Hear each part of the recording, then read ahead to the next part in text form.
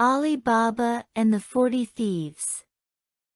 There once lived in a town of Persia 2 brothers, one named Qasim and the other Alibaba. Their father divided a small inheritance equally between them. Qasim married a very rich wife, and became a wealthy merchant. Alibaba married a woman as poor as himself, and lived by cutting wood, and bringing it upon 3 asses into the town to sell. One day, when Alibaba was in the forest and had just cut wood enough to load his asses, he saw at a distance a great cloud of dust, which seemed to approach him. He observed it with attention, and distinguished soon after a body of horsemen, whom he suspected might be robbers. He determined to leave his asses to save himself. He climbed up a large tree, planted on a high rock, whose branches were thick enough to conceal him, and yet enabled him to see all that passed without being discovered. The troop, who were to the number of 40, all well mounted and armed, came to the foot of the rock on which the tree stood, and there dismounted. Every man unbridled his horse, tied him to some shrub, and hung about his neck a bag of corn which they had brought behind them. Then each of them took off his saddle-bag, which seemed to Alibaba from its weight to be full of gold and silver. One, whom he took to be their captain, came under the tree in which Alibaba was concealed, and making his way through some shrubs, pronounced these words, "Open, Sesame." As soon as the captain of the robbers had thus spoken, a door opened in the rock, and after he had made all his troop enter before him, he followed them, when the door shut again of itself. The robbers stayed some time within the rock, during which Alibaba, fearful of being caught, remained in the tree. At last the door opened again, and as the captain went in last, so he came out first, and stood to see them all pass by him, when Alibaba heard him make the door close by pronouncing these words, "Shut, Sesame." Every man at once went and bridled his horse, fastened his wallet, and mounted again. When the captain saw them all ready, he put himself at their head, and they returned the way they had come. Alibaba followed them with his eyes as far as he could see them, and afterwards stayed a considerable time before he descended. Remembering the words the captain of the robbers used to cause the door to open and shut, he had the curiosity to try if his pronouncing them would have the same effect.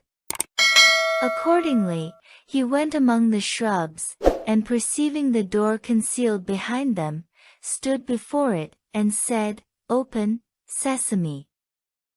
The door instantly flew wide open. Alibaba, who expected a dark, dismal cavern, was surprised to see a well-lighted and spacious chamber, which received the light from an opening at the top of the rock, and in which were all sorts of provisions, rich bales of silk, stuff, brocade, and valuable carpeting, piled upon one another, gold and silver ingots in great heaps, and money in bags. The sight of all these riches made him suppose that this cave must have been occupied for ages by robbers, who had succeeded one another. Alibaba went boldly into the cave, and collected as much of the gold coin, which was in bags, as he thought his 3 asses could carry. When he had loaded them with the bags, he laid wood over them in such a manner that they could not be seen. When he had passed in and out as often as he wished, he stood before the door, and pronouncing the words, "Shut, Sesame," the door closed of itself. He then made the best of his way to town. When Ali Baba got home, he drove his asses into a little yard, shut the gates very carefully, threw off the wood that covered the panniers, carried the bags into his house, and ranged them in order before his wife. He then emptied the bags, which raised such a great heap of gold as dazzled his wife's eyes, and then he told her the whole adventure from beginning to end, and, above all, recommended her to keep it secret. The wife rejoiced greatly at their good fortune, and would count all the gold piece by piece. "Wife," replied Ali Baba, "you do not know what you undertake. When you pretend to count the money, you will never have done. I will dig a hole, and bury it. There is no time to be lost." "You are in the right, husband," replied she, "but let us know, as nigh as possible, how much we have. I will borrow a small measure, and measure it, while you dig the hole." Away the wife ran to her brother-in-law Qasim, who lived just by, and addressing herself to his wife, desired that she lend her a measure for a little while. Her sister-in-law asked her whether she would have a great or a small one. The other asked for a small one. She bade her stay a little, and she would readily fetch one. The sister-in-law did so, but as she knew Ali Baba's poverty, she was curious to know what sort of grain his wife wanted to measure, and artfully putting some suet at the bottom of the measure, brought it to her, with an excuse that she was sorry that she had made her stay so long, but that she could not find it sooner. Ali Baba's wife went home, set the measure upon the heap of gold, filled it, and emptied it often upon the sofa, till she had done, when she was very well satisfied to find the number of measures amounted to so many as they did, and went to tell her husband, who had almost finished digging the hole.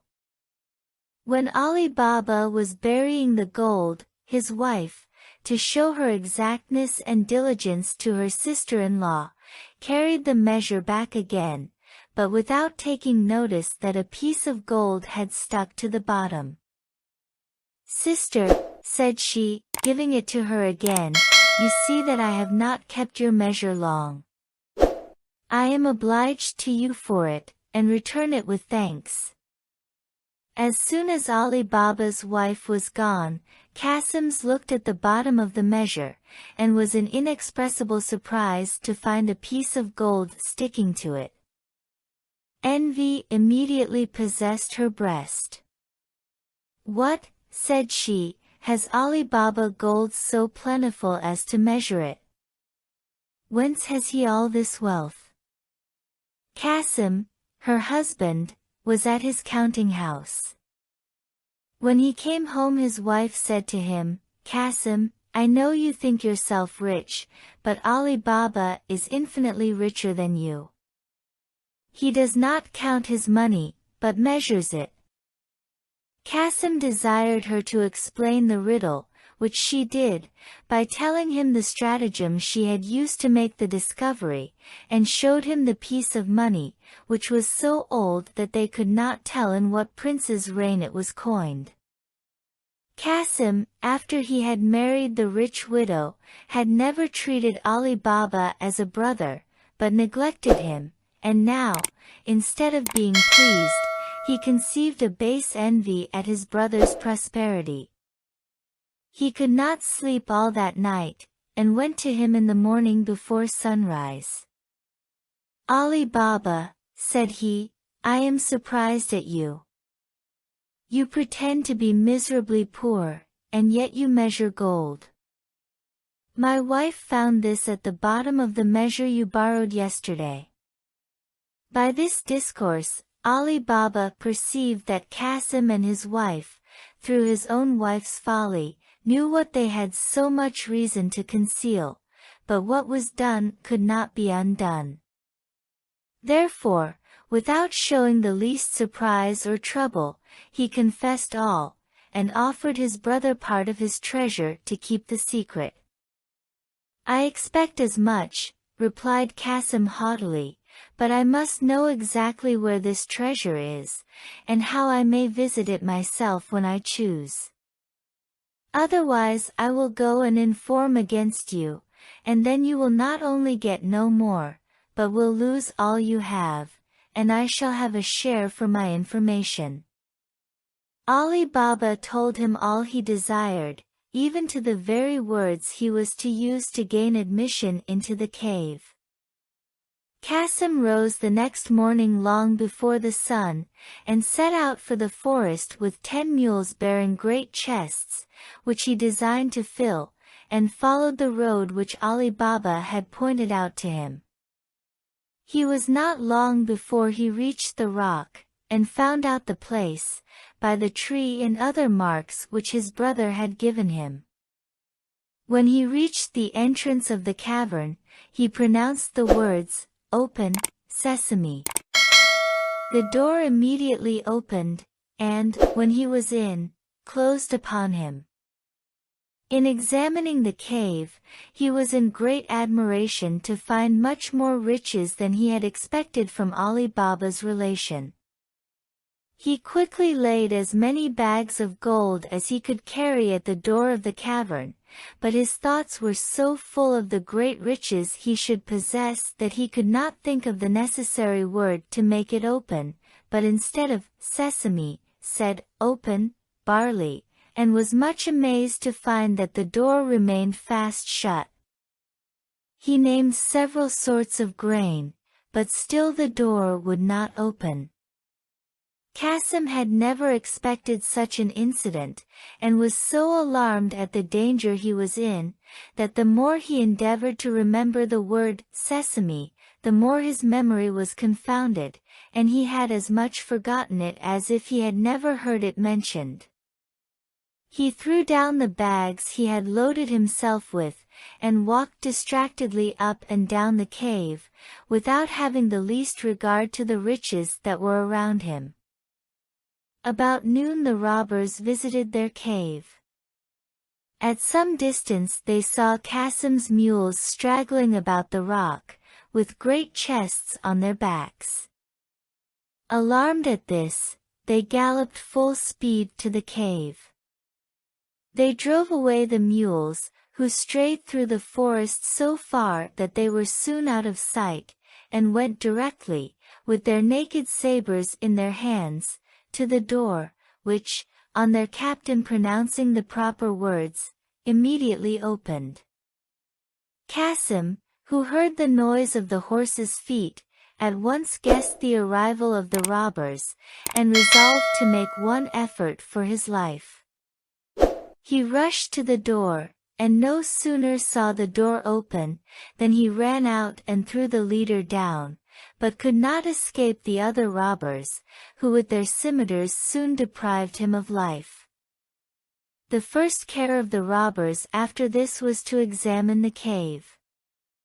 They found all the bags which Qasim had brought to the door, to be ready to load his mules, and carried them again to their places, but they did not miss what Ali Baba had taken away before.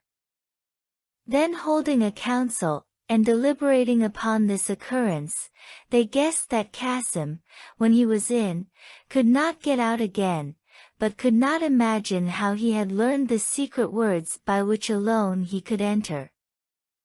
They could not deny the fact of his being there, and to terrify any person or accomplice who should attempt the same thing, they agreed to cut Qasim's body into 4 quarters, to hang 2 on one side, and 2 on the other, within the door of the cave. They had no sooner taken this resolution than they put it in execution, and when they had nothing more to detain them, left the place of their hoards well closed. They mounted their horses, went to beat the roads again, and to attack the caravans they might meet. In the meantime, Qasim's wife was very uneasy when night came, and her husband was not returned. She ran to Ali Baba in great alarm, and said, "I believe, brother-in-law, that you know Kasim is gone to the forest, and upon what account? It is now night, and he has not returned.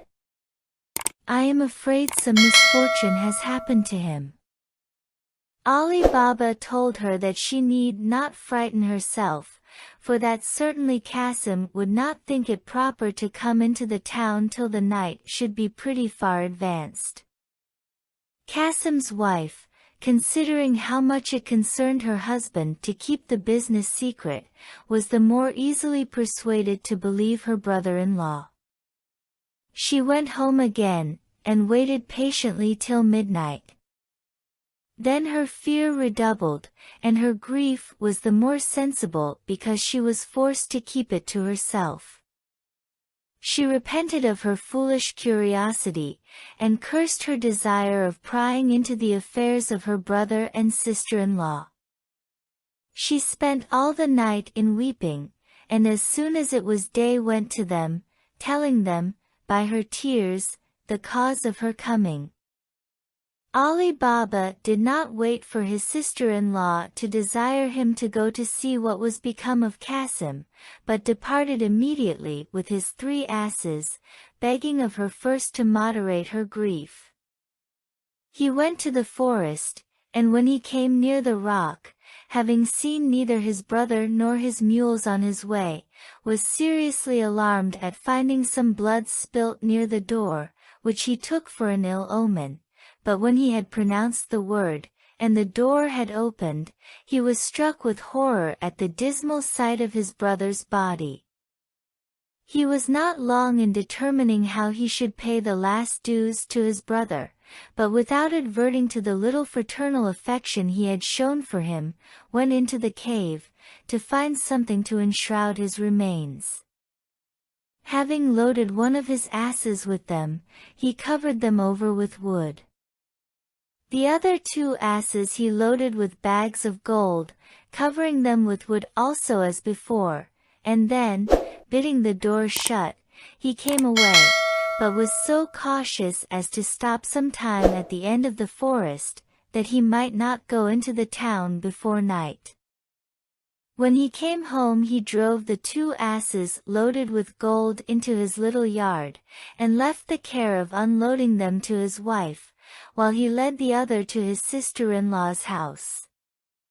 Alibaba knocked at the door, which was opened by Morgiana, a clever, intelligent slave, who was fruitful in inventions to meet the most difficult circumstances. When he came into the court he unloaded the ass, and taking Morgiana aside, said to her, "You must observe an inviolable secrecy. Your master's body is contained in these 2 panniers. We must bury him as if he had died a natural death. Go now and tell your mistress. I leave the matter to your wit and skillful devices." Alibaba helped to place the body in Kasim's house, again recommended to Morgiana to act her part well, and then returned with his ass. Morgiana went out early the next morning to a druggist and asked for a sort of lozenge which was considered efficacious in the most dangerous disorders. The apothecary inquired who was ill. She replied, with a sigh, her good master Kasim himself, and that he could neither eat nor speak. In the evening Morgiana went to the same druggist again, and with tears in her eyes, asked for an essence which they used to give to sick people only when in the last extremity. "Alas," said she, taking it from the apothecary, "I am afraid that this remedy will have no better effect than the lozenges, and that I shall lose my good master." On the other hand, as Alibaba and his wife were often seen to go between Kasim's and their own house all that day, and to seem melancholy, nobody was surprised in the evening to hear the lamentable shrieks and cries of Kasim's wife and Morgiana, who gave out everywhere that her master was dead.